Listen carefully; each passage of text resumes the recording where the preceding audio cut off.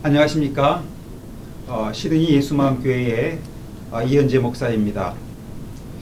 오늘은 사도행전에 관한 개괄적인 우리가 공부를 해보도록 하겠습니다. 사도행전은 누가복음과 함께 한 저자에 의해서 기록된 책입니다.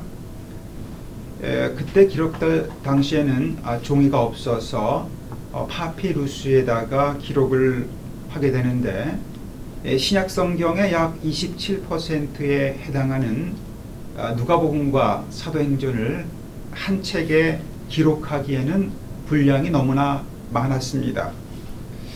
당시에 분량이 너무 커지는 것을 방지하기 위해서 분책을 해야 할 경우가 생기게 되는데 이런 경우에는 제1권의 끝사건에 그 끝사건을 간략하게 소개를 하고 제2권의 처음에 이 사건을 길게 서술함으로 인해서 두 권의 책이 서로 연관되어 있음을 보여주고 표시를 했었습니다.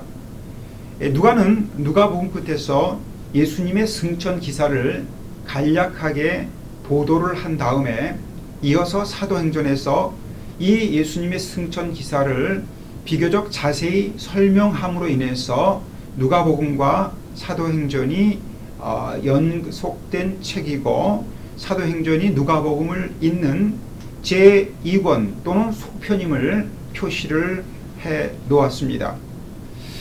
많은 사람들은 사도행전을 역사서 또는 교회의 시작을 알려주는 책이라고 생각을 해왔습니다. 맞는 이야기입니다.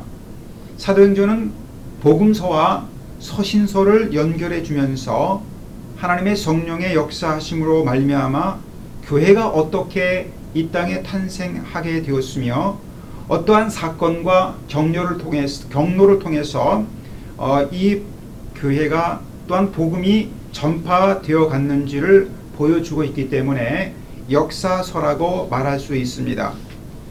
그러나 뿐만 아니라 사도행전의 저자는 복음을 전하고 또한 복음이 옷이 잠깐 보시면요 완전히 구겨져 나와요.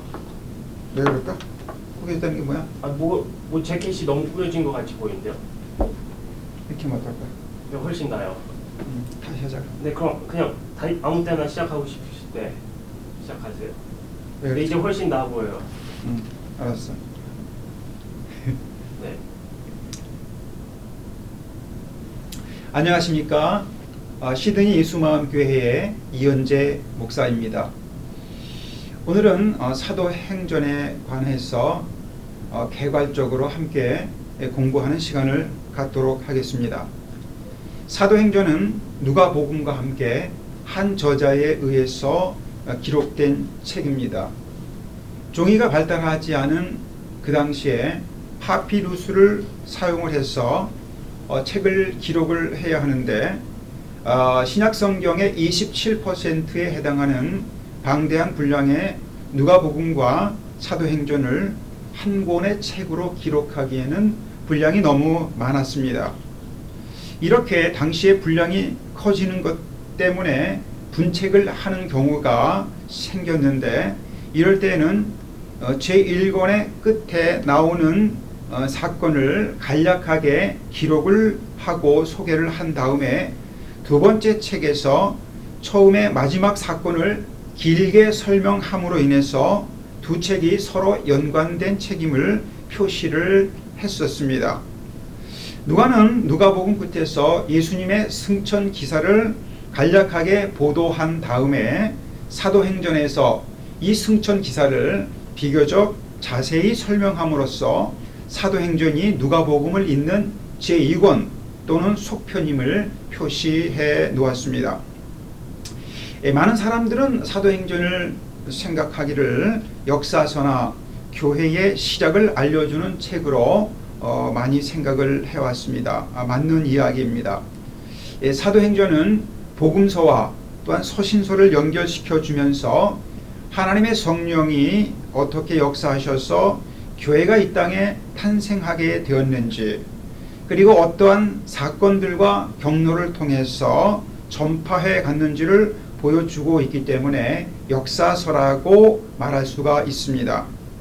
그러나 뿐만 아니라 사도행전의 저자는 이 복음이 흘러가는 경로를 추적하고 복음이 세상을 정복해 가는 과정을 우리에게 알려주기 위해서 필요한 정보와 자료들을 정리를 했기 때문에 엄밀히 말하자면 복음이 전파되어 가는 역사, 다시 말해서 복음사라고 말을 할 수가 있겠습니다. 먼저 저자와 저작 연대를 살펴본다면은 저자는 누가복음의 저자인 누가입니다. 그는 12제자 중에 한 명은 아니었지만 바울과 동행하는 그 동료였으며 사도행전의 후반부에 서술되어지는 주요 부분을 직접 목격한 증인이기도 했었습니다. 이것은 사도 바울과 누가가 함께 동행했음을 나타내는 우리본문, 다시 말해서 우리가라는 그러한 내용들이 나타나는 것에서 찾아볼 수가 있습니다. 사도행전 16장 8절에서 17절, 20장 5절에서 15절, 21장 1절에서 18절, 그리고 27장 1절에서 28장 16절이 바로 우리 본문입니다. 사도 바울과 누가가 함께 동행하고 사역했음을 보여주고 있습니다. 그리고 기록 연대는 60년대 초반경일 것이라고 추정을 해 볼 수가 있습니다. 왜냐하면 로마 제국에 대해서 친근하지는 않지만 그래도 중립적인 묘사를 하고 있는 점이라든가 67년에서 70년까지 있었던 유대의 독립전쟁에 대한 언급이 나오지 않는다는 점, 그리고 64년부터 68년에 있었던 로마 황제 네로의 박해가 등장하지 않는다는 점을 볼 때에 사도행전이 아마 60년대 초반에 기록되지 않았을까라고 추정해 볼 수가 있겠습니다. 기록 목적을 살펴본다면 예수님께서 시기적절하지 않은 때에 죽임을 당하셨습니다. 그는 어떤 소유도 축적하지 않았고 어떤 책도 저술하지 않은 채 시리에 잠긴 소수의 제자들만을 남겨두셨습니다. 그런데 이러한 갈릴리 예수 그리스도에 대한 복음이 어떻게 로마를 비롯해서 온 세계를 사로잡아 갔는지, 그것에 대한 흡족한 대답은 단 하나뿐이었습니다. 그것이 무엇이었느냐? 예루살렘 밖의 언덕에서 십자가에 달리셨던 예수님이 3일 만에 죽은 자 가운데서 부활하셨을 뿐만 아니라 하나님의 우편에 오르게 되셨다는 사실을 그들이 알았기 때문입니다. 그리고 바로 이 복음을 접한 이들이 복음을 가지고 예수님의 명령대로 세계를 향하여 나가게 됩니다. 사도행전은 바로 이러한 역사, 예수님의 복음이 어떻게 세계 만방에 전파되고 스며드는지에 관한 그런 역사를 기록을 하고 있습니다. 그러나 그것만이 아닙니다. 사도행전에서는 기독교의 복음을 변증하는 그러한 기록들이 많이 등장을 하고 있습니다. 예수 그리스도 안에서 이루어진 복음이 세계 만방에 변증되어지고 확증되어지기 위해서 기록한 책이 사도행전이라고 볼 수 있습니다. 그래서 우리가 흔히 사도행전은 역사서이기 때문에 많은 어떤 사건들이 기록이 되어 있을 것이라고 생각을 합니다. 물론 맞습니다. 그러나 사도행전의 약 30%가량은 강화, 이야기라든가 변증으로 구성이 되어 있습니다. 예를 들면은 사도행전 2장과 3장과 13장과 17장에는 복음적인 설교가 기록이 되어 있고 15장에서는 예루살렘 총회에서 행해진 연설이 기록이 되어 있습니다.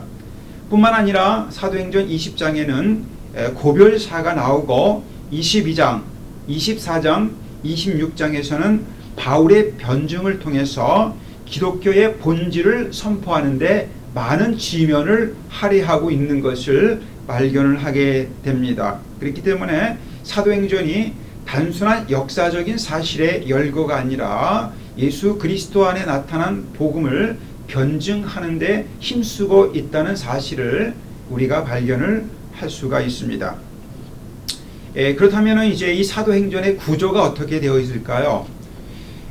널리 알려진 대로 사도행전의 기본 청사진은 사도행전 1장 8절에 나와 있습니다. 오직 성령이 너희에게 임하시면 너희가 권능을 받고 예루살렘과 온 유대와 사마리아와 땅끝까지 이르러 내 증인이 되리라 하시니라 라는 이 말씀이 청사진으로 제시가 되고, 그 이후에 사도행전의 나머지 부분들은 바로 이 예수님의 명령이 어떤 방식을 통해서 성취되어서 하나님의 그 예수 그리스도를 통한 복음이 예루살렘과 유다, 다시 말해서 1장 1절부터 6장 7절에 나오는 내용이죠.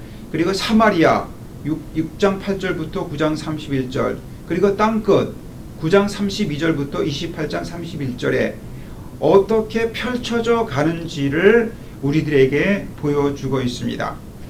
이때 1장부터 12장에서는 베드로를 중심 인물로 세워놓고 있고, 13장부터 28장에서는 중심 인물이 바울이 등장되고 있는 것을 볼 수가 있습니다. 그래서 사도행전의 구조를 보면은 이렇게 지역적인 확장이 드러나고 있습니다.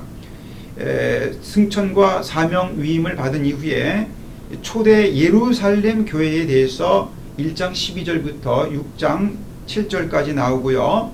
그 다음에 유다와 사마리아까지의 복음의 확장이 6장 8절부터 9장 31절에 등장을 합니다. 그리고 곧 이어서 이 복음이 이방 세계에 선포되어지는 것을 9장 32절부터 12장 25절에 기록을 하면서, 특별히 이방 선교의 중심지였던 안디옥으로부터의 사역이 13장 1절부터 15장 35절에 나옵니다.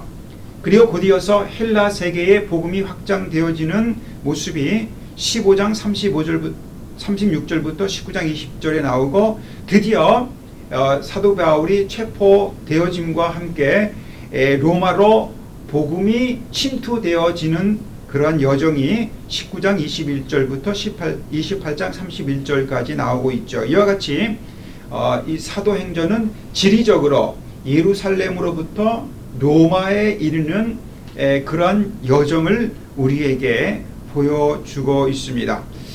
뿐만 아니라 이러한 지리적인 확장뿐만 아니라 구조를 우리가 함께 살펴본다면 1장부터 12장까지는 아까 말씀드렸던 바와 같이 베드로 사도에 의해서 주도된 증언들이 나오고 있습니다.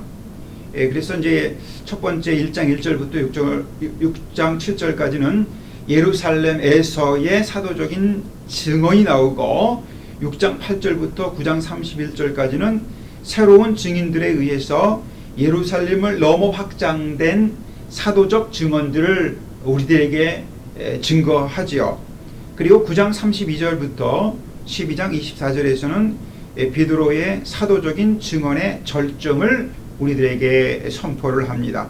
이렇듯이 사도행전 1장부터 12장까지는 베드로에 의해서 주도된 복음 확장의 역사를 우리에게 보인다면, 13장부터 28장까지는 바울에 의해서 주도된 예루살렘이 아니라 이방인을 향한 사도적인 증언이 이제 등장을 합니다.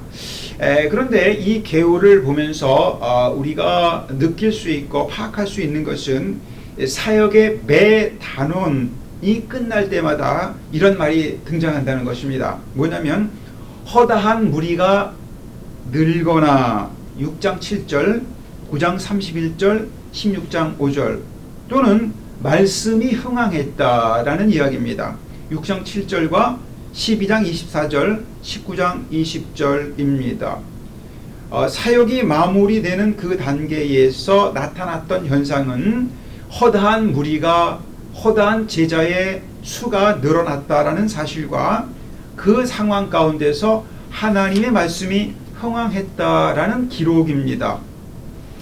다시 말해서 성령의 인도하심으로 인해서 하나님의 사람들이 사역을 한 결과는 반드시 나타나게 되어 있는데, 제자나 성도들의 수가 급속히 늘어나서 초대교회가 수적으로 성장했다라는 사실뿐만 아니라 말씀이 흥황함으로 인해서 교회가 참된 모습으로 견고하게 서 나갔음을 우리들에게 알려주고 있습니다. 자, 이것이 성령의 인도하심에 의해서 사도들의 사역의 결과물이라는 것입니다. 자, 그런데 우리가 다시 한번 살펴볼 것은 이렇게 1장부터 12장까지 베드로가 주도한 사역과 13장부터 28장에 이르는 사도 바울이 주도한 사역에 있어서 그 사역들이 흥미롭게 대조되고 있다는 사실을 볼 수가 있습니다. 왜냐하면 예를 들면은 성령이 가득했다라는 이 사실이 베드로에 관해서는 4장 8절에 나오고 바울에 관해서는 13장 9절에 나옵니다. 그리고 이스라엘 사람들아라는 설교가 베드로에 의해서는 2장 22절부터 36절에 나오는 반면에 바울에 관해서는 13장 16절부터 37절에 나옵니다.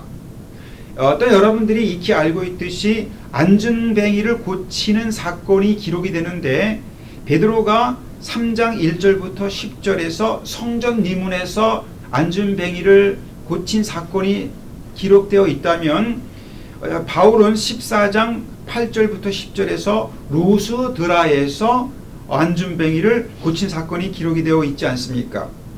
뿐만 아니라 죽은 자를 일으킨 사건도 동일하게 대비가 되어 있는데, 9장 36절부터 43절에서 베드로가 다비다를 죽은 가운데서 살리셨다면, 바울은 20장 9절부터 12절에서 유두고라는 청년을 살리는 사건이 대비가 되어 나옵니다.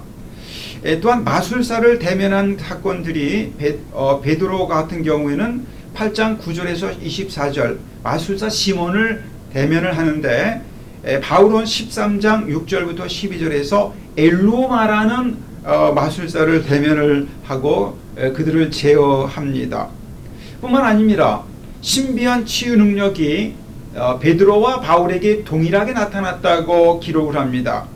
5장 15절에 보면은 베드로의 경우 침대 위에 그림자가 비칠 때라도 이제 병자들이 치유를 받았다라고 신비한 치유 능력이 나타나고, 바울의 경우는 19장 12절에서 바울의 손수건과 앞치마만 갖다 대도 신비한 능력이 드러났다라고 증거를 합니다. 뿐만 아니죠. 감옥의 착고가 풀어지는 사건이 베드로의 경우에 있어서 사도행전 12장 7절에 나타나는 반면에, 바울의 경우에는 빌립보 감옥에서 16장 26절에 착고가 풀어집니다. 또한 기도 중에 황홀경을 보는데 베드로는 10장 10절에서 바울은 22장 10절에서 봅니다. 그리고 복음 전도를 위한 그 환상을 하나님께서 보여주시지 않습니까? 베드로는 10장 17절에서 35절에 고넬료의 집을 향한 환상이 보여졌다면, 바울은 16장 9절부터 10절에서 마게도냐 사람이 손짓하는 환상을 보면서 이제 이방 세계를 향한 전도가 활발하게 전개가 됩니다. 하나님의 천사가 누구에게 나타났습니까? 12장 7절에서 8절에 보면 베드로에게 나타났고, 27장 23절부터 24절에 보면은 바울에게 나타났습니다. 또한 흥미로운 것은 세 번의 복음적인 메시지를 두 사도가 증거합니다. 베드로가 2장과 3장과 10장에서 복음적 메시지를 세 번 전파했다면, 바울은 13장과 14장 그리고 17장에서 3번에 걸쳐 복음적인 메시지를 전파합니다. 이렇듯이 사도 베드로와 사도 바울은 서로 각기 다른 장소에서 사역을 했지만 같은 일들이 나타났다라는 것을 우리들에게 증거하고 강조하고 있습니다. 자, 사역의 내용만 이런 것이 아닙니다. 사역의 내용만 동일한 것이 아니라 사도행전의 구조에 있어서도 바울과 베드로는 공통점을 내포하고 있습니다.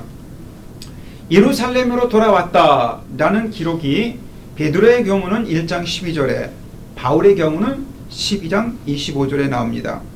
함께 모여 기도한 구조가 베드로의 경우에는 1장 13절부터 26절이라면 바울은 13장 1절부터 13절입니다.